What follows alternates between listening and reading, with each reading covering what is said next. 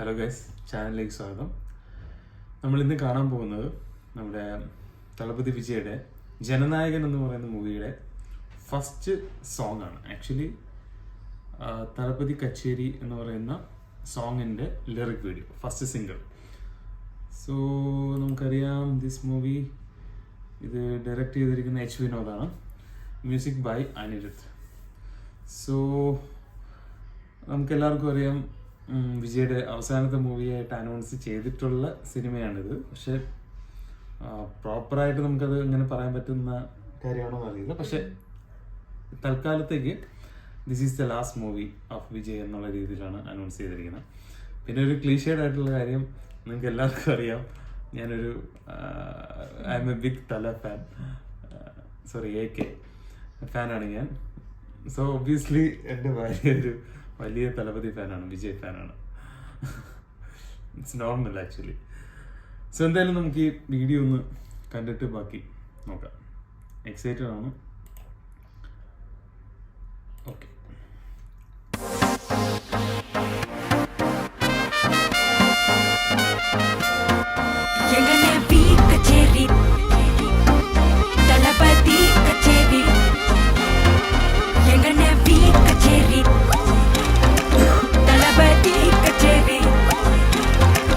ஐசாங்க கொஞ்சம் பாரு, அண்ணனோட பேரு ஜொலிக்குதுடா, ஸ்லோமோ தெரிக்குதுடா, அன்பான பிச்செல்லாம் கேளு, நம்பிக்கையா சேரு இருக்குதுடா, காலம் பிறக்குதுடா, தனக்குன்னு வாழாத நீ தரத்துல தாழாத, ஒரு கது மாறானே திருத்திட போறானே, தலுக்கலுமா தளபதி கச்சேரி தளபதி கச்சேரி அங்கனா மனசுங்கனா வெறித்தனமா வைபாபலாமா எங்கனவி கச்சேரி தளபதி கச்சேரி கொடிய பறக்க விட்டு விருந்து வச்சு கொண்டாடலாமா. பக்கல பிட்டாய் பக்கல பிட்டாய் பக்கல பிட்டாய் பிட்டாரே, பக்கல பிட்டாய் பக்கல பிட்டாய் பக்கல பிட்டாய் பிட்டாரே, பக்கல பிட்டாய் பக்கல பிட்டாய் பக்கல பிட்டாய் பிட்டாரே, பக்கல பிட்டாய் பக்கல பிட்டாய் பக்கல பிட்டாய் பிட்டாரே.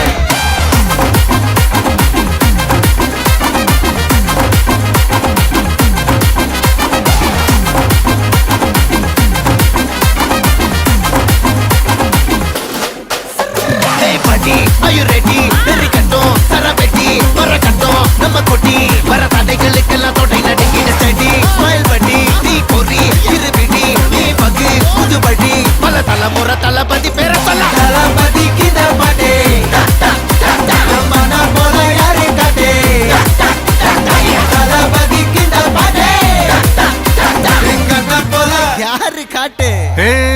ஒரு மாபெரும் நாடு, அதன் வேர்களில் நம்ம வேர்வ பாரு, மரம் மேல் ஒரு கூடு, அதன் தாய் வழி சொந்தம் இந்த காடு.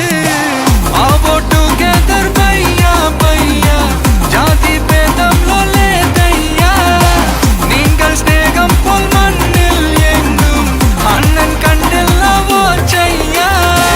ஒரு தன்னு வாரானே திருத்திட போறானே, தங்கமே தளபதி கச்சேரி தளபதி கச்சேரி அங்கனா மனசங்கனா வெறித்தனமா வைபாபலாமா எங்கனவி கச்சேரி தளபதி கச்சேரி கொடிய பறக்க விட்டு விருந்து வச்சு கொண்டாடலாமா. தளபதி கிட்ட பாட்டே மன போல யாரு காட்டே, தளபதி கிட்ட பாட்டே எங்க போல யாருன்னா காட்டுறாடே எங்க அண்ணன். தளபதி கிட்ட பாட்டே மன போல யாரு காட்டே, தளபதி கிட்ட பாட்டே எங்க போல யாரு காட்டே. அண்ணா என்னடா ஒன் லாஸ்ட் டான்ஸ். ஓகேடா போடே.